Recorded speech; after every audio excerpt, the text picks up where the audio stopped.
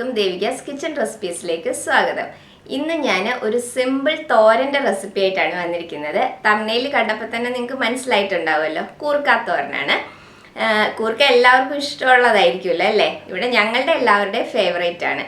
അപ്പോൾ കൂർക്ക എളുപ്പത്തിൽ ക്ലീൻ ചെയ്യുന്നത് എങ്ങനെയാണെന്നും കൂടെ, ഞാൻ ചെയ്യുന്ന രീതി എങ്ങനെയാണെന്നും കൂടെ ഞാൻ വീഡിയോയിൽ പറയുന്നുണ്ട്. അപ്പോൾ എല്ലാവരും വീഡിയോ മുഴുവനായിട്ട് കാണണേ. അപ്പോൾ നമുക്ക് എങ്ങനെയാണ് കൂർക്കാത്തോരൻ ഉണ്ടാക്കുന്നതെന്ന് നോക്കാം.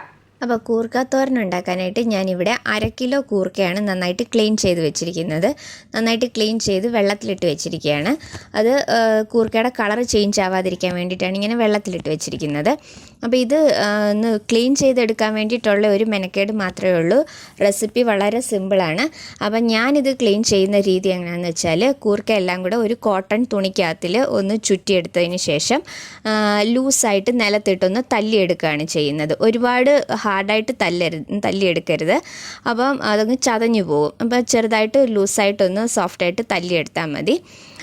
അപ്പോൾ ഇതിൻ്റെ ഒരു 1/4 ഭാഗത്തോളം തൊലി അങ്ങനെ അങ്ങ് പോയി കിട്ടും. അത് കഴിഞ്ഞ് ബാക്കിയുള്ളത് നമ്മൾ കത്തി വെച്ചൊന്ന് ചിരണ്ടി എടുത്താൽ മതി. അപ്പോൾ പെട്ടെന്ന് തന്നെ ഇത് ക്ലീൻ ചെയ്തെടുക്കാനും പറ്റും. അപ്പോൾ ഞാൻ അങ്ങനെയാണ് ക്ലീൻ ചെയ്തെടുത്തിരിക്കുന്നത്. ഇതിനി നമുക്ക് നന്നായിട്ടൊന്ന് കുക്ക് ചെയ്തെടുക്കാം. അതിന് വേണ്ടിയിട്ട് ഞാനിപ്പോൾ കുക്കറിലാണ് ഇത് വേവിക്കുന്നത്. ഇനി ഇതിലേക്ക് ഞാൻ ആവശ്യത്തിന് ഉപ്പിട്ട് കൊടുക്കുകയാണ്. ഇനി ഇതിലേക്ക് 1/4 ടീസ്പൂൺ മഞ്ഞൾപ്പൊടി, 1 ടീസ്പൂൺ മുളക് പൊടി ഇട്ട് കൊടുത്തിട്ടുണ്ട്. ഇതിലേക്ക് ഞാൻ വേവാൻ ആവശ്യത്തിന് 1/2 കപ്പ് വെള്ളവും കൂടി ഒഴിച്ചു കൊടുക്കുകയാണ്. 1/2 കപ്പ് വെള്ളം മതി, പെട്ടെന്ന് തന്നെ കൂർക്ക വെന്ത് കിട്ടും. ഇതിപ്പോൾ കുക്കറിൽ തന്നെ വേവിക്കണം എന്നില്ല. കുക്കറിൽ വേവിക്കുമ്പോൾ പെട്ടെന്ന് തന്നെ വെന്ത് കിട്ടും. അതുകൊണ്ടാണ് ഞാൻ കുക്കറിൽ വെക്കുന്നത്. വേറെ പാത്രത്തിൽ വേവിച്ചാലും മതി. അപ്പോൾ ഇതെല്ലാം കൂടെ നന്നായിട്ട് മിക്സ് ചെയ്തിട്ടുണ്ട്. ഇനി നമുക്ക് മീഡിയം ഫ്ലെയിമിൽ 1 വിസിൽ വരുന്നത് വരെ ഒന്ന് കുക്ക് ചെയ്തെടുക്കാം. 1 വിസിൽ കൊണ്ട് തന്നെ നന്നായിട്ട് വെന്ത് കിട്ടും കൂർക്ക. ഇപ്പോൾ കുക്കർ 1 വിസിൽ കഴിഞ്ഞ് ഞാൻ ഓഫ് ചെയ്തിട്ടുണ്ടായിരുന്നു. ഇനി നമുക്കിതൊന്ന് തുറന്ന് നോക്കാം. ഇപ്പോൾ നമ്മളുടെ കൂർക്കയൊക്കെ നന്നായിട്ട് വെന്ത് വന്നിട്ടുണ്ട്. ഇപ്പോൾ ഒരെണ്ണം എടുത്തിട്ടൊന്ന് നോക്കാം. അപ്പോൾ ഇതാ കണ്ടോ, നന്നായിട്ട് വെന്ത് വന്നിട്ടുണ്ട് കൂർക്ക. അപ്പം ഞാൻ 1/2 കപ്പ് വെള്ളമായിരുന്നു ഇതിലേക്ക് ഒഴിച്ചിരുന്നത്. അപ്പം വെള്ളം അത്രേ ആവശ്യമില്ലായിരുന്നു, കുറച്ച് വെള്ളം അധികമുണ്ട്. അപ്പോൾ നിങ്ങൾ വേണമെങ്കിൽ അത്രയും 1/2 കപ്പ് വെള്ളം ഒഴിച്ചില്ലെങ്കിലും കുഴപ്പമില്ല, കുറച്ച് കുറവ് ഒഴിച്ചാൽ മതി.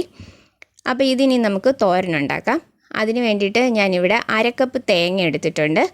അതുപോലെ തന്നെ 2 കഷ്ണം വെളുത്തുള്ളി ഒന്ന് ചതച്ചെടുത്ത് വെച്ചിട്ടുണ്ട്. ഇതിലേക്ക് ഞാൻ 1/4 ടീസ്പൂൺ മഞ്ഞൾപ്പൊടി ഇട്ട് കൊടുക്കുകയാണ്. 1/2 ടീസ്പൂൺ മുളക് പൊടി ഇട്ടിട്ടുണ്ട്. ഇതിനി ഞാൻ കൈ വെച്ച് തന്നെ നന്നായിട്ടൊന്ന് ഞെരടിയെടുക്കുകയാണ് ചെയ്യുന്നത്. അപ്പം ഞാനിതിലേക്ക് ജീരകം ചേർക്കുന്നില്ല. ഇപ്പോൾ ജീരകത്തിൻ്റെ ടേസ്റ്റ് ഇഷ്ടമുള്ളവരാണെങ്കിൽ ഒരു 1/4 ടീസ്പൂൺ ജീരകവും കൂടെ ഒന്ന് ചതച്ചിട്ട് ഇതിൻ്റെ കൂടിയിട്ട് നന്നായിട്ടൊന്ന് ഞെരടിയെടുത്താൽ മതി.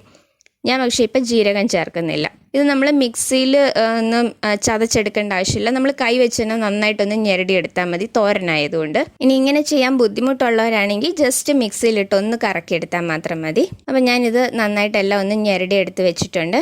അപ്പോൾ ഇനി നമുക്കിത് തോരനുണ്ടാക്കാം. അതിനുവേണ്ടി ഞാനൊരു പാൻ ചൂടാവാനായിട്ട് വെച്ചിട്ടുണ്ട്. പാൻ ചൂടായി കഴിയുമ്പോൾ നമുക്കിതിലേക്ക് വെളിച്ചെണ്ണ ഒഴിച്ചു കൊടുക്കാം. 1 ടേബിൾ സ്പൂൺ വെളിച്ചെണ്ണ ഒഴിച്ചിട്ടുണ്ട്. എണ്ണ ചൂടാകുമ്പോൾ അതിലേക്ക് കടുക് ഇട്ട് കൊടുക്കാം. അപ്പോൾ കടുക് ഒന്ന് പൊട്ടി വന്നു കഴിയുമ്പോൾ നമുക്കതിലേക്ക് ഉണക്കമുളക് ഇട്ട് കൊടുക്കാം. ഇതിലേക്ക് ഉണക്കമുളകും കൂടി ഇട്ട് കൊടുത്തിട്ടുണ്ട്. മുളകൊന്ന് മൂത്ത് വന്നു കഴിയുമ്പോൾ നമ്മൾ നേരത്തെ ഞെരടി വെച്ചിരിക്കുന്ന ഈ തേങ്ങയും കൂടി ഇതിലേക്ക് ഇട്ട് കൊടുക്കാം. അപ്പം ഞാനിവിടെ ഇപ്പം 1/2 കപ്പ് തേങ്ങയെ എടുത്തിട്ടുള്ളൂ.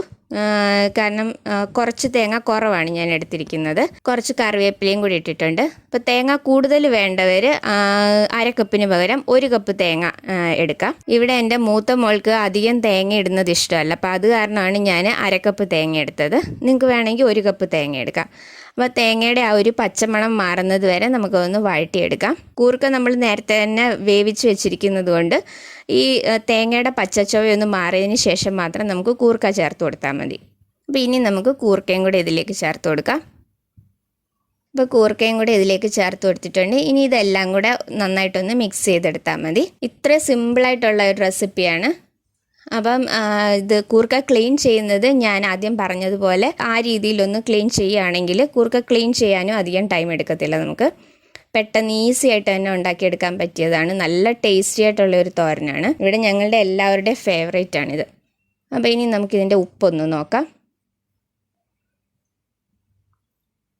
ഒരിത്തിരി ഉപ്പ് കുറവുണ്ട്. അപ്പം ഞാനൊരു കുറച്ച് ഉപ്പും കൂടി ഇതിലേക്ക് ഇട്ട് കൊടുക്കുകയാണ്.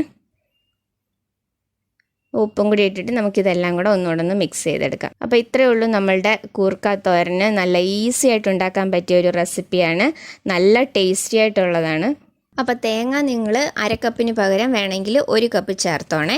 അതുപോലെ തന്നെ എരിവും ഓരോരുത്തരുടെ എരിവിൻ്റെ അനുസരിച്ച് ചേർത്തോണം. അപ്പോൾ ഇത്രയേ ഉള്ളൂ നമ്മളുടെ കൂർക്ക തോരന്. നല്ല ഈസി ആയിട്ട് ഉണ്ടാക്കാൻ പറ്റിയാണ്. നല്ല ടേസ്റ്റി ആയിട്ടുള്ള ഒരു തോരനാണ്. എല്ലാവരും ഇതൊന്ന് ട്രൈ ചെയ്ത് നോക്കണം. ട്രൈ ചെയ്തിട്ട് നിങ്ങളുടെ അഭിപ്രായം എനിക്ക് കമൻസിലൂടെ അറിയിക്കണം. അപ്പോൾ വീഡിയോ ഇഷ്ടമായിട്ടുണ്ടെങ്കിൽ ലൈക്ക് ചെയ്യാനും ഷെയർ ചെയ്യാനും സബ്സ്ക്രൈബ് ചെയ്യാനും മറക്കല്ലേ. അടുത്ത വീഡിയോയിൽ വേറൊരു നല്ല റെസിപ്പി ആയിട്ട് കാണാം. താങ്ക്